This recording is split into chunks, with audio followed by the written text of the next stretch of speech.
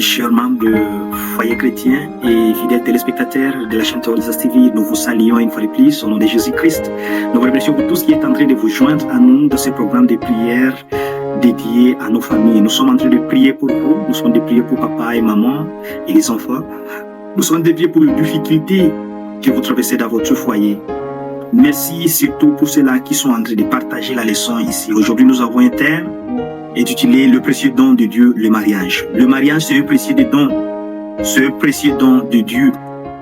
Et le don du jour, c'est de célébrer le magnifique dessein de Dieu pour l'amour et le mariage. Si nous lisons dans Genèse chapitre 2, verset 18, il est écrit, l'Éternel Dieu dit, il n'est pas bon que l'homme soit seul et je lui ferai une aide semblable à lui. Il n'est pas bon que l'homme soit seul et je lui ferai une aide semblable à lui.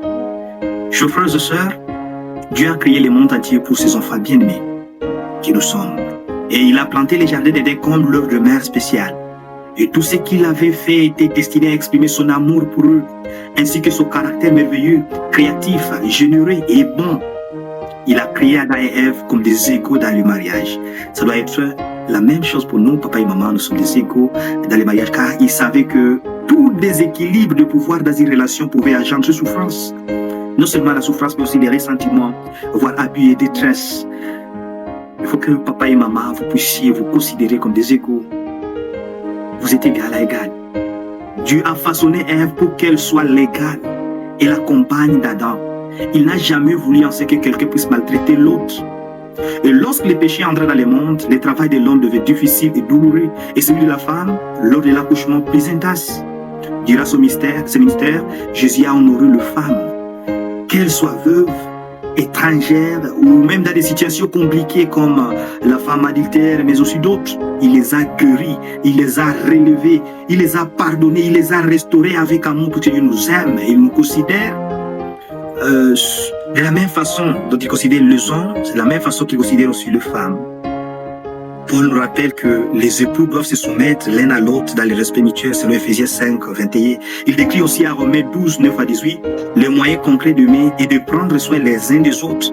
Et le mariage, selon Dieu, doit être un lien d'amour réciproque, un lien de compassion, un lien de soutien et de joie, un lien d'amour, comme il a voulu Dieu les commencements. Je ne sais pas comment vous vivez, papa, maman et les enfants, la famille, parce que Dieu veut de vous et que vous puissiez vivre. Faites de votre foyer, votre couple, un petit coin du ciel sur la terre. Tenez, Dieu a conçu le mariage comme un partenariat d'amour basé sur le soin mutuel et l'égalité. Mais aussi, si dans les jardins d'Éden, Dieu a formé Adam et Ève l'un pour l'autre et il les a comblés d'amour et de joie, ça doit être pareil pour nous-mêmes aujourd'hui. Je vous invite à la prière bien-aimée dans le Seigneur. Prions ensemble. Merci Seigneur pour le mariage. Merci pour les dons de l'amour et de la compagnie que tu nous as accordé. Merci de nous avoir bénis avec de bonnes femmes et de bons hommes et des enfants. Tu nous as bénis avec nos familles, que tu nous sois grandement loué. Fais en sorte que nous puissions vivre comme des égaux, égal à égal, et que l'amour puisse régner dans nos foyers. Je prie pour ces couples qui ont des difficultés. Je prie pour ces enfants qui ne ressentent pas ton amour dans leur foyer. Sois avec nous et fais en sorte que nos foyers soient un petit coin du ciel. En Jésus-Christ, nous te prions. Amen. Il y a une discussion que je vais partager avec vous. Bien-aimés, qu'est-ce qui rend un mariage fort et rempli d'amour selon vous? Que devons-nous faire pour que nos mariages soient forts et remplis d'amour? Merci, que Dieu vous bénisse. Tout à répondra dans les commentaires. Si vous avez des requêtes pour lesquelles nous devons prier, vous pouvez nous les partager via les commentaires ou voire même utiliser notre numéro WhatsApp. Vous pouvez nous écrire inbox. Que Dieu vous bénisse et qu'il bénisse votre foyer.